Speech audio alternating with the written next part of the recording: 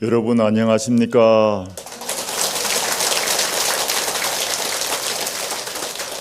우리는 어디서 왔다가 어디로 가는 것인가 하는 것이 늘 궁금한 의문사항입니다. 보이지 않는 세계에 존재하다가 인연의 때를 만나면은 보이는 세계로 모습을 나타냅니다. 그리고 또 그 인연이 다하면은 보이지 않는 세계로 돌아가서 존재하는 것입니다. 죽었다, 자취를 감추었다 해가지고 영 소멸되는 것이 아니라 보이지 않는 세계에 가서 존재하고 있는 것입니다. 그래서 오고 가는 그 한 물건이 과연 무엇인가? 오늘 여러분들을 집에서 이 법회장으로 여러분들을 데리고 왔고, 또 법문이 끝나고 나면은 여러분을 데리고 또 집으로 돌아갑니다. 잠시 입장에 들었을 때 여러분들의 생각을 턱 놓아버리고 마음을 텅 비우고 있을 때 오직 알 수 없는 그 한 물건이 자리 잡고 있는 것을 여러분들은 느꼈을 것입니다.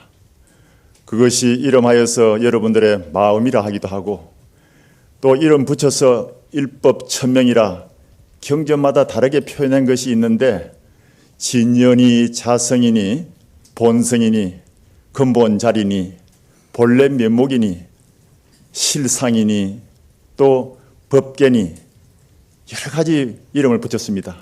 선가에서는 또 한 물건, 일물이라 하기도 하고 주인공이라고 합니다. 우리 한글로 하면은 참나라 하기도 합니다. 불성이라 하기도 하고.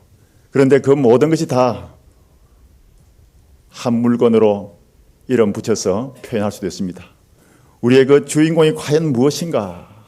그것을 찾는 것이 마음을 깨닫는 것이고, 그것이 또 우리 부처님의 가르침, 마음을 깨달아 성불 하라는 데 있어서 아주 중요한 우리가 참고해야 될 부분입니다. 이 한 물건은 참으로 미묘해가지고 찾으면 찾아도 또 보이질 않아요. 그런데도 우리는 부처님의 가르침을 따라서 참고 정리를 해야 합니다. 이 사바세계에 거듭 태어난 이유가 어디냐 하면은 무명업력에서 태어납니다. 그리고 이 사바세계에서 가장 잘 사는 삶은 자기 자신의 영적 진화를 돕는 일입니다. 쉽게 설명하자면은 수행정진을 하고 공덕을 닦는 일이 가장 잘 사는 삶입니다. 그래서 부처님께서도 공덕에 대해서 말씀한 부분이 있습니다. 부처님께서 말씀하시기를 출가 수행자들에게 공양을 올리는 것은 큰 공덕이 되느니라. 보다 더 큰 공덕은 삼보에 기하는 것이니라. 보다 더 큰 공덕은 오계를 지키는 것이니라. 보다 더 큰 공덕은 자비심을 지니는 것이니라. 보다 더 큰 공덕은 삼보를 위한 사원을 짓는 것이니라 했습니다. 그리고 이 세상에서 가장 큰 공덕은 삶의 덧없음에 깊은 통찰력을 키우는 것이라고 하셨습니다.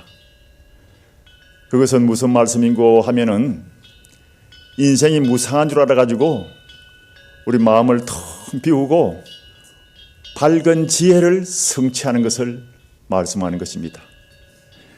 그래서 우리 불자님들도 수행정진을 통해 가지고 마음을 깨닫고 밝은 지혜를 성취할 필요가 있는 것입니다. 왜냐하면 그것이 이 사바세계에 와서 가장 잘 사는 삶을 성취한 것이기 때문입니다. 부처님의 열반송, 부처님께서 마지막 열반에 드실 때 개송을 하나 남겼었는데 그 개송도 다음과 같습니다. 모두 합장하십시오. 모든 것은 덧없이 변해간다. 영원한 것은 없느니라. 비구들아 부지런히 정진하여라. 마지막 당부의 말씀도 부지런히 정진하려야 했습니다. 정진을 하면은 선정이 쌓이고 선정이 쌓이면은 거기에서 지혜가 나옵니다. 그래서 이 밝은 지혜는 모든 무명의 고통을 없애줍니다. 지혜의 눈을 해안이라 합니다. 해안관시 지옥공이라. 해안으로 보면은, 지혜의 눈으로 보면은 지옥은 비었다, 지옥은 본래 없다, 이런 뜻이 되는 것입니다. 그래서 우리는 정진을 해가지고 선정을 닦고 거기에서 밝은 지혜를 갖추면은 본래 우리의 무명의 고통은 다 사라지고 지옥이 없는 그런 경지에서 우리는 해탈의 대자유를 누릴 수 있는 것입니다. 그만큼 정진 아주 중요한 것입니다. 건강경의 핵심을 가리키고 있는 부분이 있는데 그 부분도 어떻게 하면 공부를 할 수 있느냐 하는 그런 질문입니다.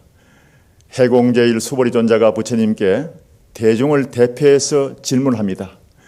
부처님이시여, 구도심을 낸 보살이 보리심을 낸 다음에는 어떻게 그 마음을 머무르고 어떻게 그 마음을 닦고 어떻게 그 마음을 다스려 항복받아야 하나이까 하는 부분이 금강경의 가장 중요한 핵심입니다. 거기에 대한 답이 금강경 전체의 내용이 되는 것입니다. 금강경을 여러 도인 스님들과 또 눈밝은 선지 스님들이 해석을 한 부분이 주석서가 참 많습니다.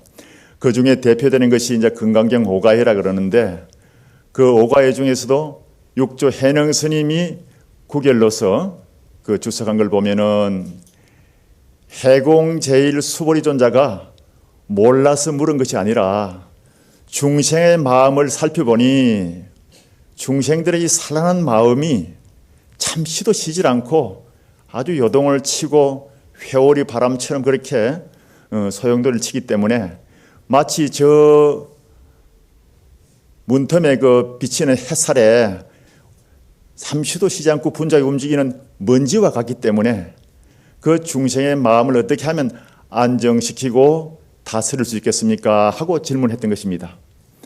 여기에 대해서 육조 해능 스님은 이 중생의 산란한 마음을 안정시키고 다스리려고 하면은 오직 간절한 마음으로 고양이가 쥐를 잡듯이 줄인 사람이 밥을 찾고 목마른 사람이 물을 찾듯이 그렇게 간절한 마음으로 집중해서 참구정진해야 된다고 하셨습니다. 그래서 화두 참선법이 생겨나게 되었던 것입니다. 화두라는 것은 스승이 제자를 깨달음으로 인도하기 위해서 부여하는 하나의 과제로서 오직 알 수 없는 의심을 하나 탁 던져주는 것입니다. 예를 들면은 육조 해능 스님이 대도인 스님으로 그렇게 이제 명성이 자자하니까 수많은 수행자들이 찾아와서 참방을 하고 법을 구하고자 그 문화에 와서 공부를 배웁니다. 어느 날 참 걸출한 인물이 찾아왔는데 보니까 좀 된 사람이 온 거예요. 그런데 큰 스님을 찾아뵙고 법을 구하고자 해서 왔습니다 하고 여쭈었습니다. 그때 육조 스님께서는 무슨 물건이 이렇게 왔는가 하고 물었습니다. 그 회양 스님은 아무런 대답도 못하고 물러나왔습니다. 그리고 과연 무슨 물건인가, 이 몸뚱이를 끌고 다니는 그 한 물건이 과연 무엇인가 하고 이 무엇인가 하고 8년 동안 참구정진하다가 호련히 깨달았습니다. 그래서 다시 육조 스님을 찾아가서 인가를 받게 되었던 것입니다. 그렇게 해서 이목하는 의심을 가지고 참구정진하다가 깨달았기 때문에 그것을 인정받았기 때문에 이목구 화두가 생겼던 것입니다. 이 화두를 공안이라고도 하기도 합니다. 공안은 관공서의 공문서와 같이 이 화두를 들고 참구정진하면은 틀림없이 깨달음을 얻을 수 있다 해가지고 공안이라고 이름을 붙인 것입니다. 그래서 이목구 화두를 참구정진하는 스님들이 수많이 있었습니다. 그리고 화두는 무려 1700가지나 되는 그런 그 공안이 있습니다. 그런데 한 가지를 참고정진해서 깨달으면은 모두가 다 풀어지게 되어 있는 것입니다. 그래서 여러 불자님들도 오직 일구월심으로 참고정진하는 그런 마음을 가지고 수행정진해야 됩니다. 우리가 수행정진하는 데 있어서는 신심이 아주 필요합니다. 참선의 3요소로 하면은 신심, 분심, 의심인데 이 신심이란 것은 믿음입니다. 믿음은 도의 근원이 된다 했습니다. 무슨 물건이 이렇게 왔는가 하고 질문을 했을 때 그 대답을 못하고 물러나와가지고 이 무슨 물건인고 이 무엇인고 하고 일구월심으로 참고정진했기 때문에 깨달을 수 있는 것과 같이 믿음을 가지고 처음부터 끝까지 정진을 해야 되는 것입니다. 그리고 분심은 분발심입니다. 나도 할 수 있다는 용기를 가지고 정진해야 됩니다. 불자님들이 참선을 하락하면은 그 나중에 나이 좀 덜면 하지 하고 미루는 분들이 있어요.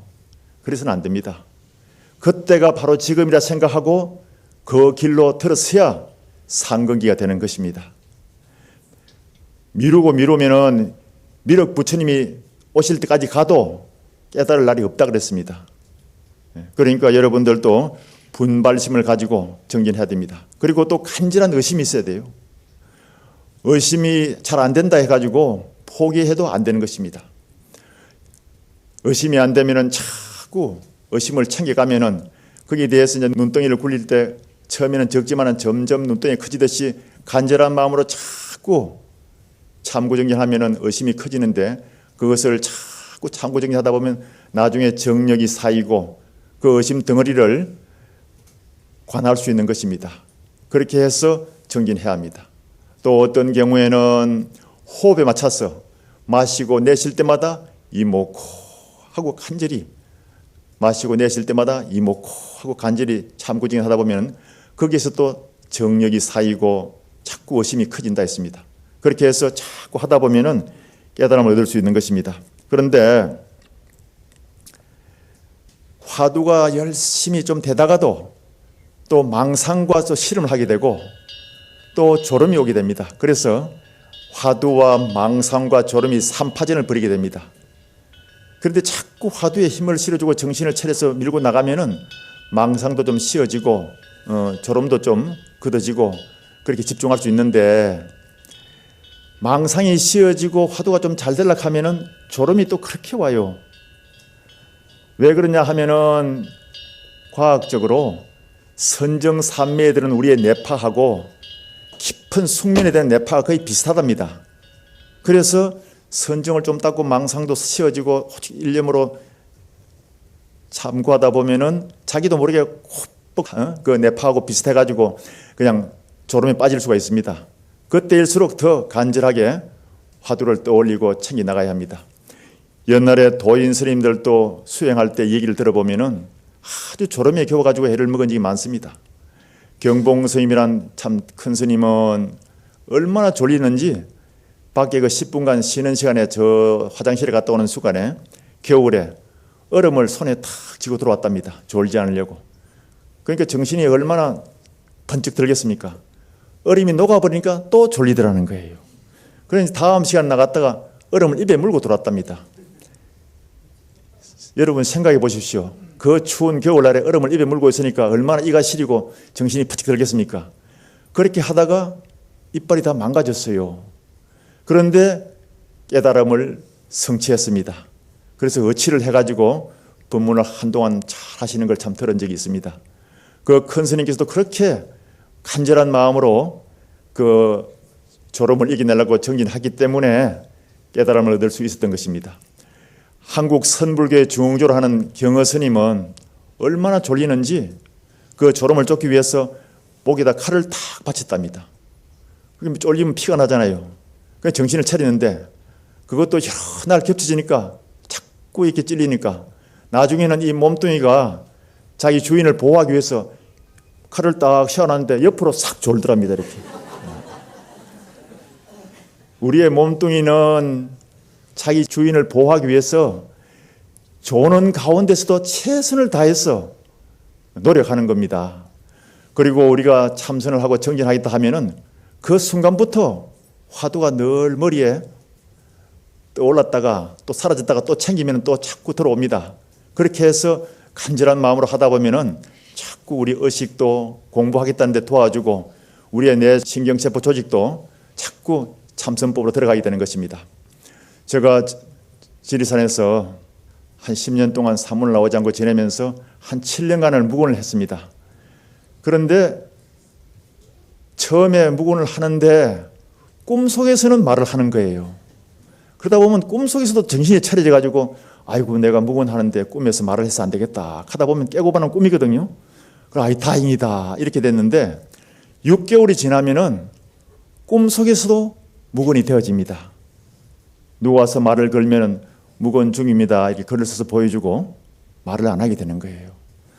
그때에 그 묵원하는 것이 좋아 보이는지 대중스님 내가 10분 이상 같이 묵원을 하기도 했는데 한 분은 저와 함께 3년을 같이 묵원한 스님이 계십니다.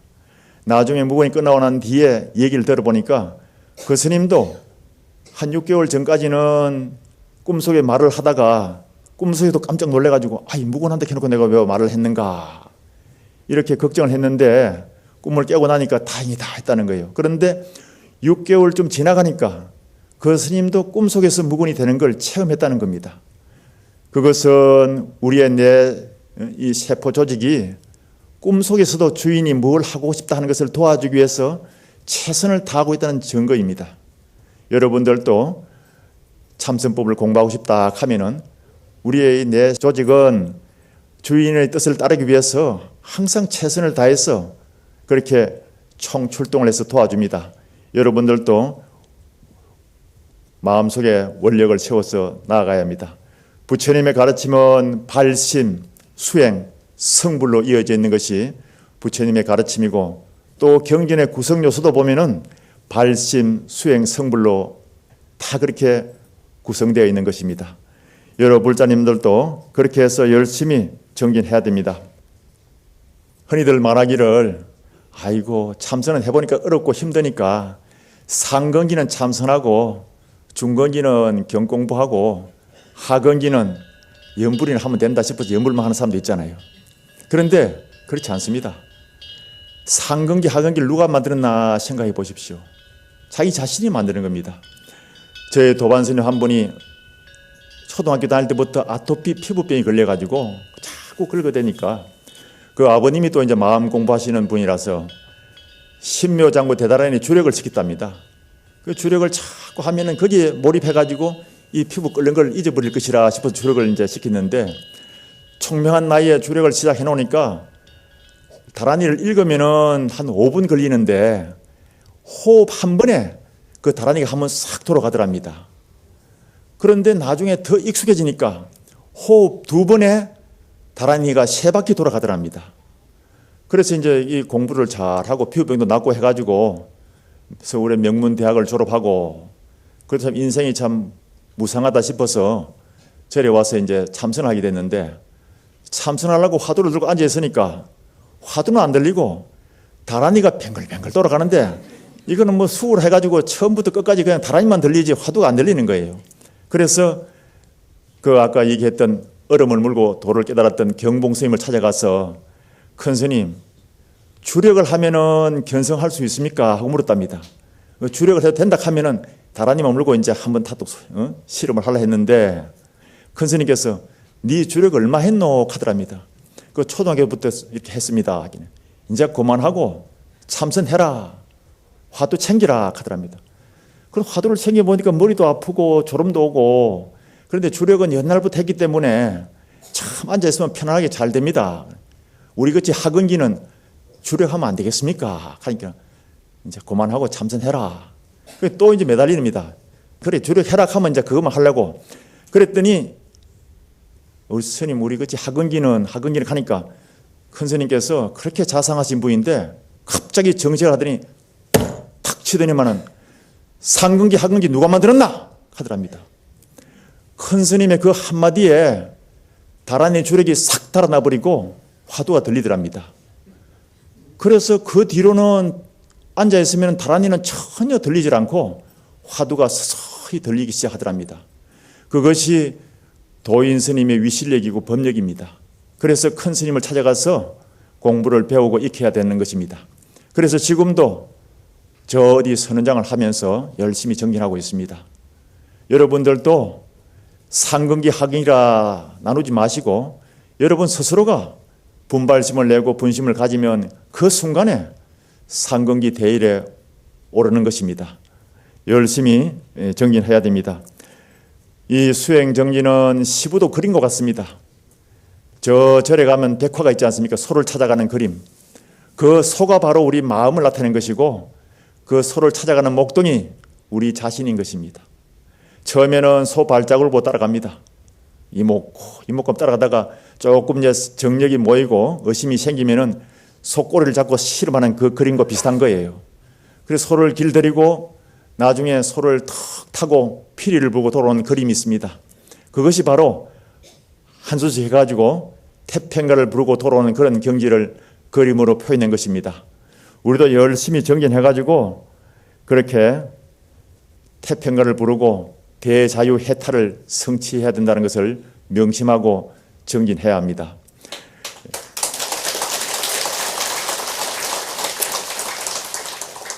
혼자서 처음 시작하면은 참 힘이 드니까 요즘은 사찰에서 선수련 하는 데가 참 많습니다. 수련대에 가서 대중과 함께 정진하는 법도 좀 익히고 또 시민 선방이 많습니다. 시민 선방에 가서 여러 도반들과 함께 정진하는 시간도 가지고 그러면 자꾸 이제 공력이 쌓여가지고 아침에 일어나서 혼자서도 참선할 수 있거든요. 그렇게 해서 자꾸 익혀야 됩니다.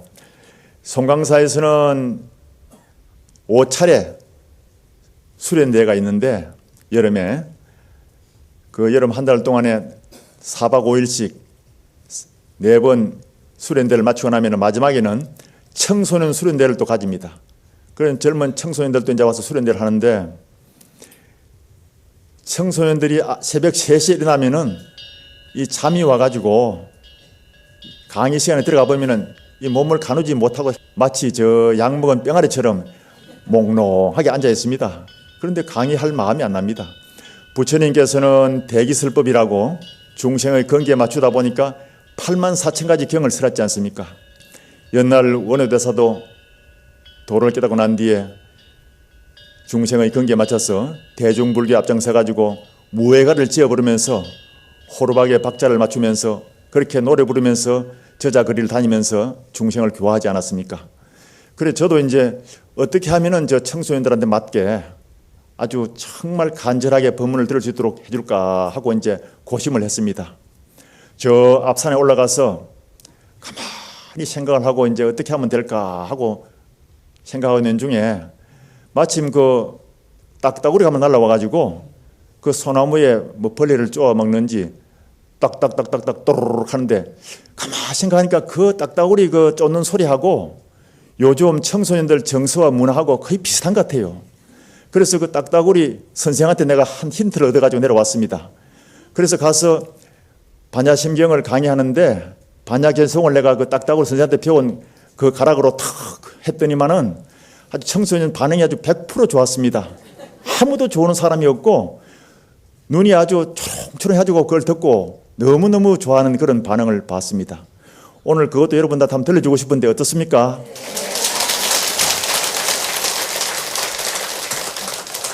이걸 듣고 좋아하면은 여러분들도 한 10년은 젊어지시는 겁니다.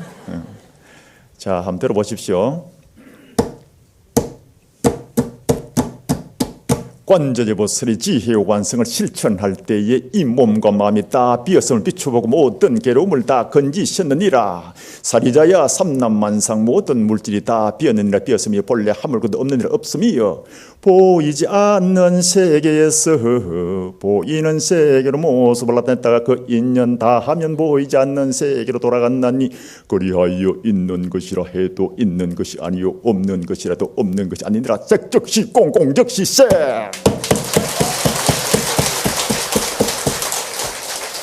과거 현재 미래 모든 부처님도 이 묘한 진리를 깨달아서 성불하셨네. 너와 내가 없는 무아의 경지, 나고 죽으면 영원한 세계, 그 오묘한 세계를 향해서 가자가자서가 깨달음으로.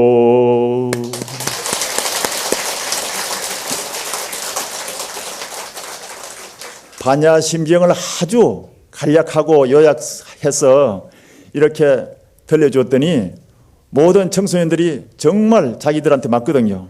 그러니까 아주 기분 좋게 받아지니고 또 이 노래를 부르면서 돌아갔습니다. 이것이 바로 법 보시고 법 공양인 것입니다. 여러분들도 이렇게 들으니까 기분이 좋죠? 네.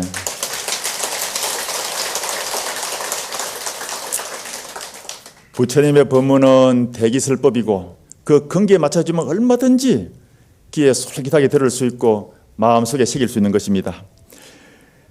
송강사에서는 올 여름에 104년 만에 가뭄이 왔다 해가지고 불볕 더위 속에서 이 나라의 수많은 저수지가 마르고 또 수많은 고깃대가 죽어가는 것을 연일 보도하는 것을 보고 마음이 아파가지고 대중스님네가 기우제를 지냈습니다.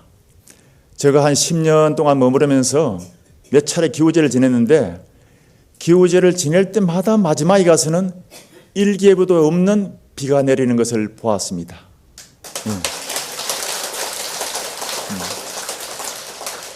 이번에도 장마 전선이 제주도만 머물고 기압골의 영향으로 위로 올라오질 않아가지고 제주도는 비가 많이 오는데 위에는 항상 가물다 했습니다. 그래서 스님들이 기우제를 지내고 나니까 남쪽부터 비가 내리기 시작했습니다. 그렇게 해서 비가 많이 왔는데 이것은 미신적인 얘기가 아니고 부처님 당시에도 부처님 위실력으로 그렇게 오랜 가뭄과 재앙을 물리친 경우가 있었습니다. 부처님께서 마가다국에 계실 때에 그 이웃에 있는 바이살리, 인도말로 외살리라는 그곳 나라에서는 몇 년 동안 가물어 가지고 정말 농사도 못 짓고 물도 말라 가지고 사람들이 오랜 가뭄과 기근으로 인해서 질병을 겪고 그렇게 많이 고통을 받았습니다. 그 바이살리는 자이나 교의 본 고향이기도 하고 또 거기에 수많은 수행자들이 있었는데도 그 바이살리의 부족과 임금이 회의를 해가지고 이 재앙은 훌륭한 성자를 모셔가지고 물리쳐야 된다. 그래서 마침 그분들이 또 성근이 있었는지 이웃 나라에 계시는 부처님을 모셔오기로 결정을 했습니다. 그래서 이제 부처님이 계시는 마가다구에 와가지고 그 빈비스라 왕에게 또 양해를 구하고 부처님을 모셔갔었습니다. 부처님께서는 500비구를 데리고 그 국경에 있는 강가에 이르렀는데 그때까지 이 마가다 국왕이 아주 열심히 이렇게 배웅을 해드렸답니다. 그래서 저쪽에서는 열판지를 깔아서 선인들이 건너오도록 했답니다. 그런데 거기에 도착하자마자 비가 내리기 시작했습니다. 3일 동안 걸려가지고 바이살리 수도에 도착했는데 그때 부처님께서 그 아란존자 시자 스님에게 바리떼를 주면서 아나나 이 바리떼에 물을 담아가지고 왕자들을 데리고 이곳을 저곳을 다니면서 500비구 스님들과 함께 물을 뿌리면서 개송을 외우라 했습니다. 그래서 왕자들과 비구 스님들은 합장하고 따라가고 아란존자는 그 부처님 바리떼에다가 물을 담아가지고 물을 뿌리면서 개송을 외웠습니다. 그때 그 개송이 뭐냐 하면 다음과 같은 개송입니다. 이곳에 모인 모든 존재들이여 지상에 있건 공중에 있건 모든 존재들은 들으시오. 지극한 마음으로 귀를 기울여서 제 말을 경청하소서. 이 세상에서 부처님과 견줄 만한 보배는 없습니다. 하늘 위에서나 하늘 아래에서나 부처님과 견줄 만한 보배는 없습니다. 이러한 진실로 인해 그대들은 기뻐하시고 모두 행복하소서. 이제 이 땅에 부처님께서 오셨습니다.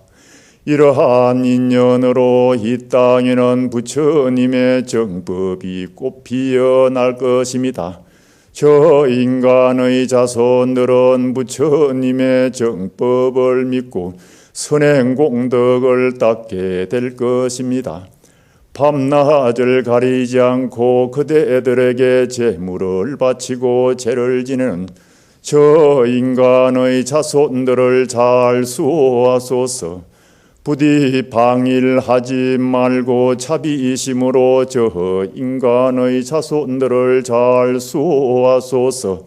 이렇게 하면서 바리떼 물을 뿌리면서 일주일 동안 그 바위살리 각처에 다니면서 고을마다 물을 뿌리면서 이 개송을 외웠습니다.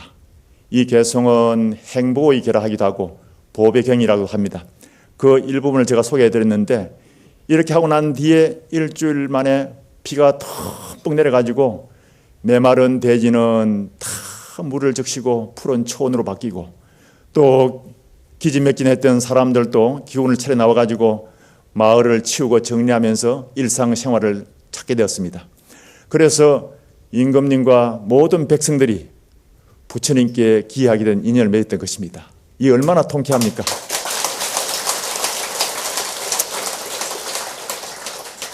지금 이 세상은 참 각박하고 험난한 그런 사건들이 연일 보도되고 있습니다. 우리 불자님들이 열심히 정진하고 수행하고 또 이웃을 위해서 축원한다면은 그것이 점점 훈훈한 향기와 또 중생들의 마음을 편안하는 그런 인연을 맺어가지고 많은 사람들이 다 평화로움을 얻게 될 것이고 이 세상도 풍요롭게 될 것입니다. 그래서 21세기의 이 위기의 상황을 대처할 수 있는 대안은 오직 선이다. 그렇게 학자들도 얘기를 하고 있습니다. 우리 불자님들도 참선을 뒤로 미루지 말고 이 각박한 세상이고 기후 변화로 해서 고통을 겪는 이 시대에 우리가 참선을 하고 그 참선한 그 정진의 힘으로 축원을 하면은 세상이 더욱더 평화롭고 여유로워지겠구나 하는 믿음을 가지고 정진을 해야 합니다. 그래서 늘 원력을 세우고 노력을 하고 복짓는 마음으로 그렇게 살아가야 됩니다. 일체가 유심조라 하지 않았습니까? 모든 것은 다 마음에서 나와서 마음으로 이루어집니다. 우리가 지구를 괴롭히는 그런 일도 마음에서 나와서 했고, 또 지구를 살리고 세상을 구하는 것도 우리 마음에 나와서 얼마든지 마음으로 구할 수 있는 것입니다. 여러분 열심히 정진해야 한다는 것을 다짐합니다. 알겠습니까? 네.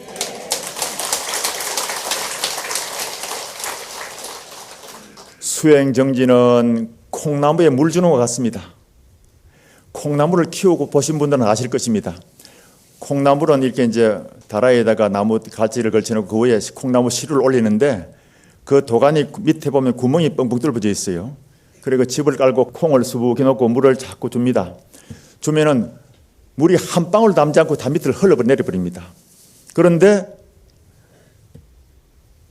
나중에 보면은 그 한 번 물을 먹었던 그런 인연을 해가지고 콩이 발화가 돼가지고 콩나물 씨루 밖으로 수북히 콩나물이 올라오는 것을 볼 수 있습니다. 그 한 방울을 먹으면 그 물이 뭐냐? 선근인 것입니다. 오늘 여러분들이 이제 법문을 듣고 가면 그러잖아요. 법회에 와서 법문 듣고 갈 때마다 보살님들이 집에 가서 그럽니다. 아이고 그 스님 참 법문 잘하더라 하면은 못 온 보살님과 그 가족들이 아이고 보살님 오늘 바빠서 못 갔는데 그 스님 뭐라고 좋은 말씀 합니까 하면 아이고 내가 듣기는 다 들었는데 다 잊어버렸다 그러잖아요. 다 잊어버려도 듣는 그 순간에 감동을 먹은 것이 선근으로 남아서 마음속에 존재하는 것입니다. 그래 그것이 언젠가 씨앗이 돼가지고 때를 만나면은 발화가 되고 꽃이 피고 결실을 맺는 것입니다. 그래서 수행정진은 콩나물 시루에 콩나물 키우는 것 같다고 보면 됩니다. 아시겠죠? 네. 정진을 한 달, 두 달, 뭐 한철 해도 별로 남는 게 없는 것이 또 사실 이게 공부 과정입니다. 그래서 어떤 사람들은 아이고 내가 공부를 잘 못하고 있는가 하고 또 의기소침하는 경우가 있는데 그렇지 않습니다. 하루 1시간 참선하면은 1시간 부처라 했습니다. 그만큼 우리는 마음속에 늘 선견을 키워가야 됩니다. 그래서 부처님께서도 공부를 하면 어떤 축복의 은혜가 오느냐 하면은 자연스러운 축복의 은혜 4가지가 온다 했습니다. 수행 정진하는 사람에게는 첫째, 용모가 밝아집니다. 둘째는 마음에 자신감이 생기고 용기가 납니다. 세 번째는 건강이 좋아지고 수명 장수하게 됩니다. 네 번째는 안정의 힘이 생깁니다. 안정의 힘이 생기면은 가정도 편안해지고 내 마음도 편안해지고 주위의 모든 사람들하고도 함께 소통될 수 있기 때문에 만사가 그냥 형통돼 가지고 뜻하는 바가 무장무의 원만 성취할 수 있는 것입니다. 그래서 여러분들은 정진이 그만큼 자연스러운 축복의 은혜를 준다 믿고 열심히 정진해야 됩니다. 이 정진도 참 해보면 어렵지만은 옛날에 대도인 스님들도 쉽게 한 것이 아닙니다. 다 어렵게 성취했습니다. 아까 남학 회양 스님은 이 무슨 물건인고 하고 8년 만에 깨달았고, 조주 스님의 스승이라 하는 남전 스님은 20년 동안 참고정진해도 공부가 안 되니까 나는 전생에 닦은 성근이 없어 안 되는갑다. 밭에 가서 공부하는 스님들 뒷바라지하는 마음에서 채소나 갖고 야겠다 하고 밭에 가서 일을 하는데, 그렇게 안 되던 공부가 일하는데 그냥 쏙 들어와서 항상 이목구가 떠나질 않는 거예요. 그래서 밭에서 일하다가 깨달았습니다. 그것은 그만큼 성근을 쌓았기 때문에 가능한 것입니다. 도를 깨달은 스님들을 보면은 자복 위에서 깨닫는 것보다도 일생생활 중에서 깨달음을 얻는 순간이 참 많았습니다. 그래서 영훈 스님은 복사꽃을 구경하다가 홀인이 깨달았고, 또 만공 스님은 새벽 예불 하는 종을 치다가 눈이 확 열려서 깨달았고, 허운 스님은 차를 마시다가 찻잔 깨지는 소리를 듣고 깨달았고, 서산대사는 길을 가다가 우연히 낫닥이 우는 소리를 듣고 깨달았습니다. 효봉 스님은 1년 6개월 동안 토굴에 운막을 짓고 갇혀가지고 하루에 한 끼만 넣어 다오 하고 계시다가 벽을 부수고 나오셨는데 그때 깨달음 성취했습니다.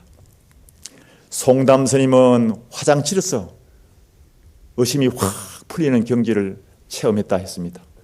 그래서 우리들도 열심히 정진하다 보면은 언젠가는 그것이 선근으로 남아가지고 콩나물이 시루 밖으로 쑥 올라오듯이 그렇게 시절 인연을 만나면은 눈을 밝게 하는 그런 때를 만나는 것입니다.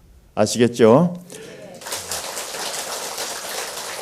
삼상사라 하는데 공부하기 좋은 곳이 딱 3군데 있습니다. 새벽 베개머리, 새벽에 일어났을 때 그때가 참 좋습니다. 누가 찾아올 사람도 없고 그때의 마음을 탁 가지고 정진하면 참 좋고, 또 차 안에서 달리는 법당이다 해가지고 차 안에서 운전하면서 혹은 차를 타고 가면서 정진하면은 그 맑은 기운이 절대 교통사고를 일으키지 않습니다. 그래서 우리는 차 안에서 열심히 정진해야 되고, 또 하나는 어디냐 하면은 나 홀로 공간인데 화장실입니다. 화장실에 가서도 경건한 마음으로 탁 화두를 챙기고 정진할 줄 알아야 됩니다. 그런 것이 늘 일상생활에 연결돼야 됩니다. 자나 깨나 이목구, 가나 오나 이목구 하고 자꾸 정진하다 보면은 그것이 자꾸 성근으로 쌓여가지고 꽃을 피우는 것입니다. 제가 이제 마지막으로 부처님의 개성 중에 가장 대표적인 개성 하나를 들려드리면서 본문을 마치도록 하겠습니다. 모두 합장하십시오. 소리에 놀라지 않는 사자와 같이 그물에 걸리지 않는 바람과 같이 진흙에 물들지 않는 연꽃과 같이 무소의 뿔처럼 혼자서 가라. 소리에 놀라지 않는 사자와 같이 그물에 걸리지 않는 바람과 같이 진흙에 물들지 않는 연꽃과 같이 무소의 뿔처럼 혼자서 가라. 무소는 콧불소입니다. 오직 콧불소의 뿔처럼 튼튼하고 당당하게 일념으로 가라는 뜻입니다. 이 세상에 가장 거룩한 여행은 무엇이겠습니까? 삼매입니다. 선정삼매. 참나를 찾아서 자기 속에 있는 부처님을 친견하기 위해서 떠나는 여행, 그 삼매야말로 가장 거룩한 여행입니다. 우리 모두 다 함께 거룩한 여행을 떠납시다.